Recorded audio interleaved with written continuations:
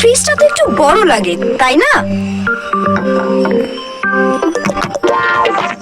জীবনটা হাস হাস হাস হাস জীবন সত্যিরাই কোনো অস্বস্তি সারাক্ষণ এই ছাড়ো তো। জীবনটা হাস হাস হাস হাস জীবন ছোট ফ্রিজের জায়গা নিয়ে অস্বস্তি, বড় সড়ো একটা কিনে ফেললেই তো হয়। কিনবো তো, কয়েকটা মাস যাক, কিনে ফেলবো। এমন হিসাব নিকাশ আর কতদিন?